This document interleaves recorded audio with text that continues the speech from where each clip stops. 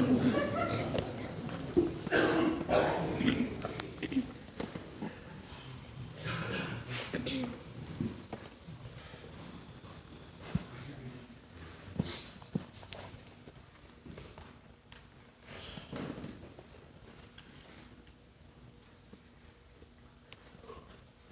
already started. I'm trying to hold it together today. If I don't, just hold on. It'll pass. If I go like this, that means waiting. But I spent several hours last night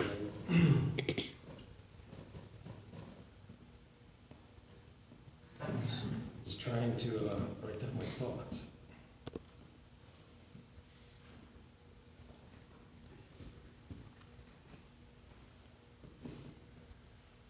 So, struggling here. Just bear with me a minute.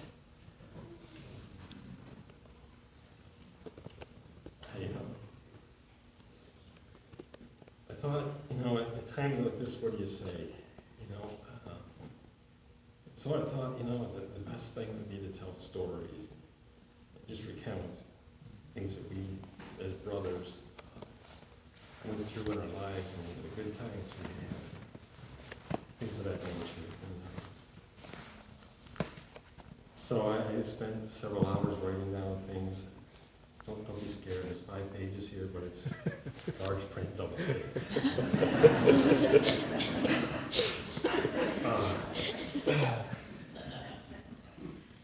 So I'll just start sort of from the beginning, I guess. I'll try not to read this. I try to summarize as best I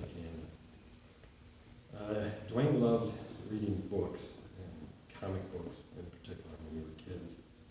He loved Spider-Man the most, but also the Hulk and Green Lantern, if you know who these characters are. And we used to share a bed when we were little.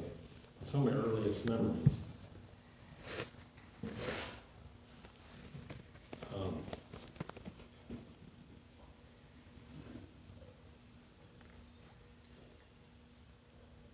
I would fall asleep.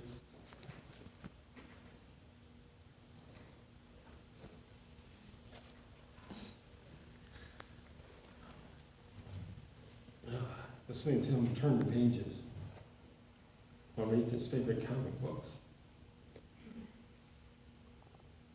before we went to bed. And I'm going to try and keep this lighthearted if I can. Duane was 2.5 years older than me, and always seemed so much smarter. You don't have to agree. I remember when I was 4 years old, I asked him, Duane, how old I was. And he said, well, you were born in November 1966. It is now May 1971, so that makes you 4 years old. And you will turn 5 in November. I was astonished. I thought to myself, how am I ever going to be able to figure out these complex math problems? I wondered if I'd have to call my brother every time I needed to know how old I was. I could see myself at the Secretary of State, renewing my driver's license, and the clerk saying, how old are you? Turning to my brother, think you can answer this one for me?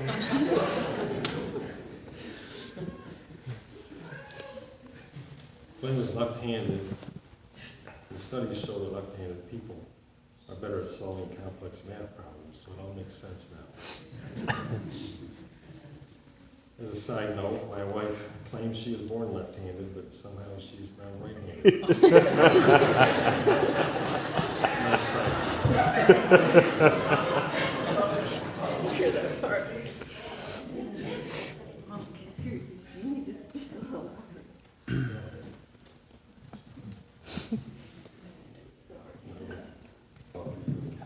Okay. Duane was not only good at math, but also at spelling, and was the school spelling bee champion 2 years in a row. Because Duane was a good student, he was often given special privileges. He was asked to recite the Pledge of Allegiance, and each morning we do the morning announcements over the intercom at school. When we lived in the city, Duane loved baseball, and his favorite team was the Detroit Tigers. He knew all the players' names and stats.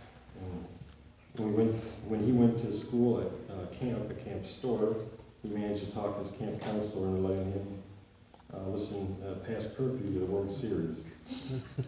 When he wasn't watching baseball, we were playing catch, or he was playing fantasy baseball. I walked up behind him one time, and I could hear him going, and I said, "What's going on?" He said, "It's because that's just the crowd going crazy because of how awesome I am."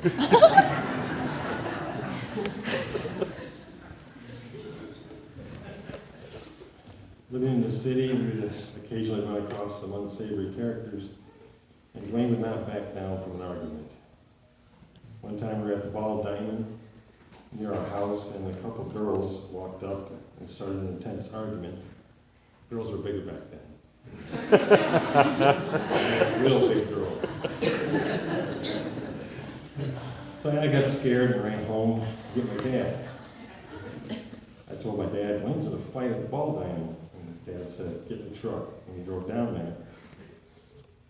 I don't know how much time passed, but it seemed like a long way home. And Duane was still arguing with this much bigger girl when Dad arrived. Dad got out of the truck and walked up to them and said, "If you want to fight so bad, then fight. Just get at it. Do some fight."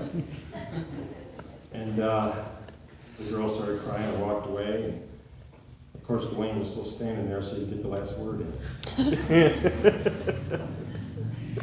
Duane and I were very different. For some reason, he would wear holes in the knees of all his pants almost as soon as he put them on. And he would wear his socks dragging on the floor with holes in them. Doing this drove me crazy. I would watch him put those same socks into tied up shoes. Just kind of push them in there. This would drive me crazy. I would think all day what that hole was doing inside my shoe.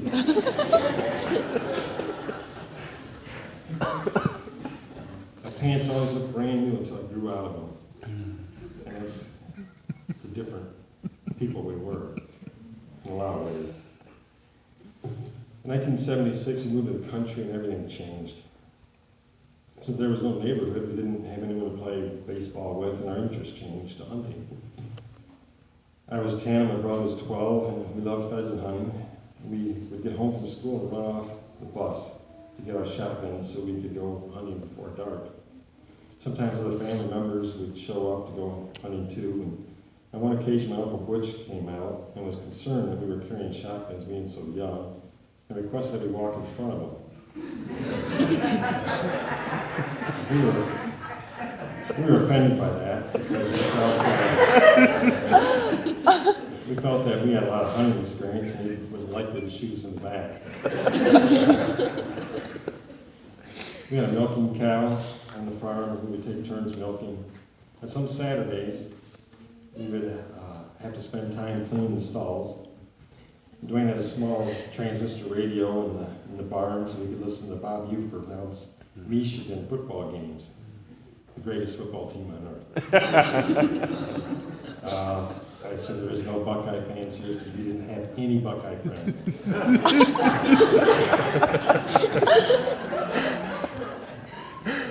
You may leave now.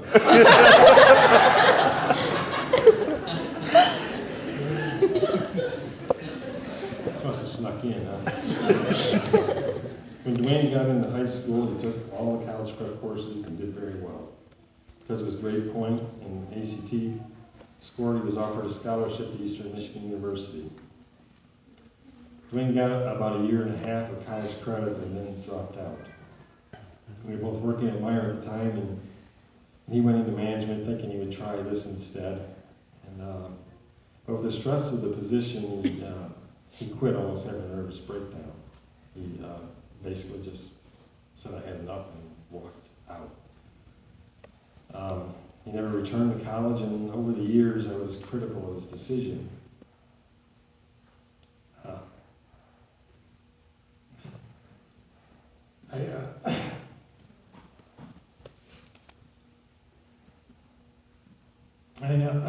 do so much more. But after I graduated from college and started climbing the corporate ladder, I realized he just wasn't built for these types of positions. I don't think he could handle the stress of the long hours and that I endured. Many times I would get home at 9 o'clock at night after my kids were in bed, and that wasn't the life he wanted. Everyone has different things that are most important to them, and Duane chose spending time with his family. Duane loved history and the Civil War in particular.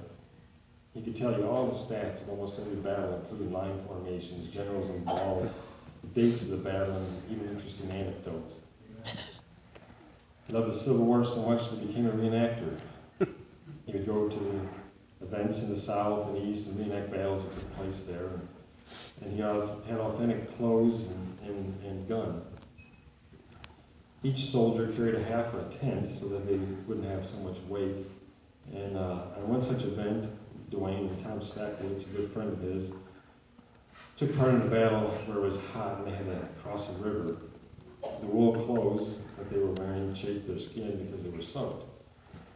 That night when they set up their tent, their feet were sticking out because the tents were open on the ends, as was the case back in the Civil War.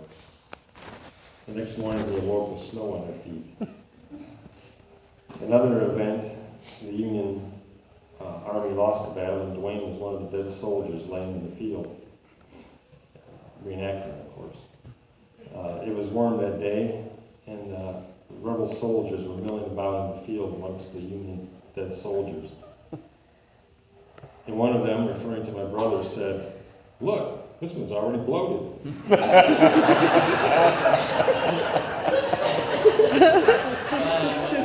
brother said, "Hey!"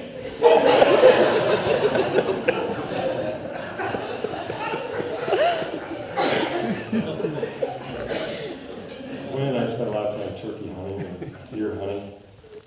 When he first introduced me to turkey hunting, I drew a permit, and he didn't, so he said that he could call for me.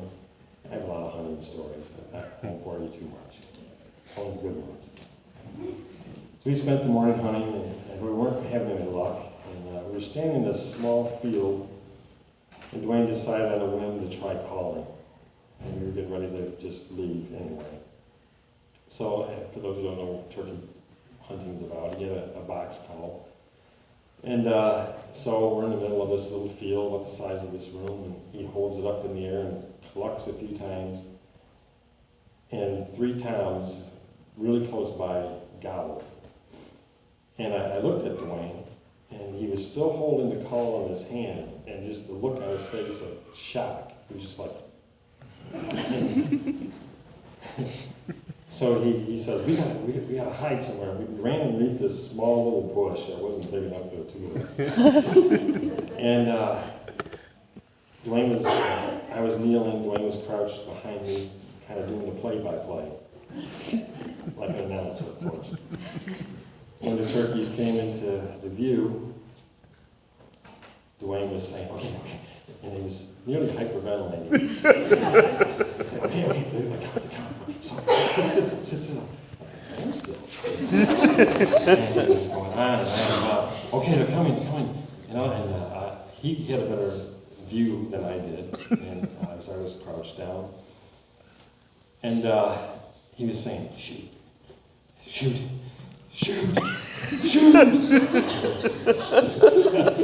I finally shot him, and we got the turkey, but he was ecstatic. This was the first good turkey hunt that we had.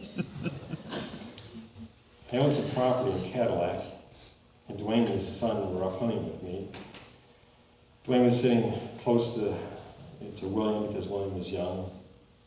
And while sitting in his stand, Duane noticed a great horned owl staring him down. And if you don't know what that is, it's an owl about this big with a 5-foot wingspan. Duane was surprised at the size of the owl, and the owl was apparently surprised at the size of Duane. The owl decided to get a better look and moved to tree that was closer. William says Duane started to talk to the owl, saying, "Go away, get out of here, come on, get." As it became more frantic, the owl flew closer. And Duane's voice got higher and higher until eventually he was screaming like a girl. Which scared the owl away. Duane loved the deer hunt but struggled to get a buck. He had gotten a buck in 1983, and some of you weren't born. And didn't get another one until 2017. I refer to this as the curse of the Bambino. For all you Red Sox fans. But Duane didn't have to suffer a drought of 86 years like they did. He was able to get his deer, his buck, on my property, and I was thankful for that. It was the last one of it. He went hunting as much as I did, but just had bad luck. We were bow hunting once, and I asked her if you saw anything, and she replied yes. Okay, did you get a shot? Yeah. Did you miss? Yeah. So what happened after that? I shot again. And I missed. So what happened after that? I shot all 6 arrows at it. Had to scare it off.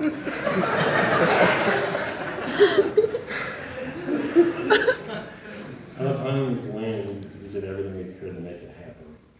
For years, I leased property for both of us, and more recently, I was able to purchase a piece of property, and we had a good time hunting the past few years. A couple of years ago, we were standing in the woods talking about how many more years we would have to hunt together. Little do we know it'd be 2.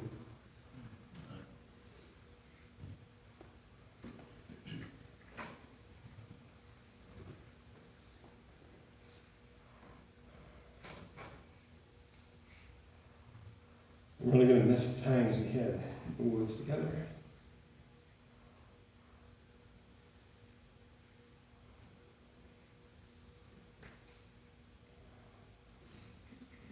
At this point, I can't imagine what it's going to be like.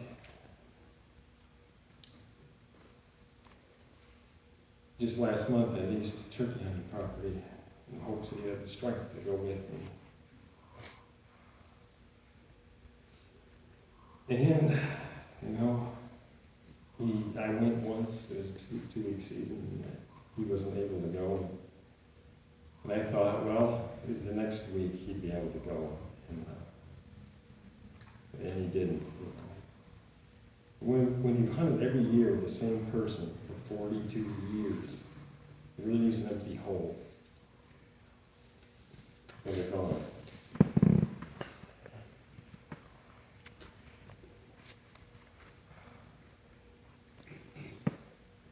I'm really missing him.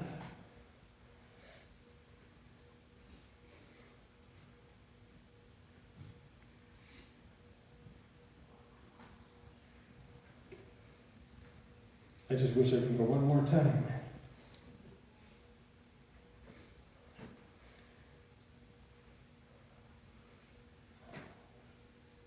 Many times over the years, of course, in my life, I've sat and thought about friends and loved ones who passed on.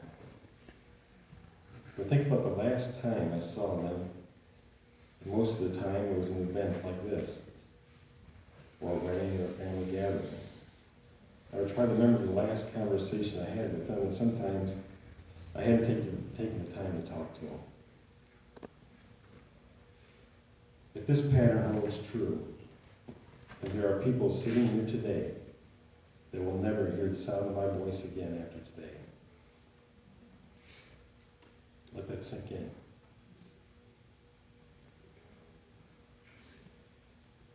I know it sounds morbid, but it's not my intention. I would ask everyone today to take the time to talk with one another, your friends and family that are gathered here today. It's not knowing when your next conversation will be. Thank you.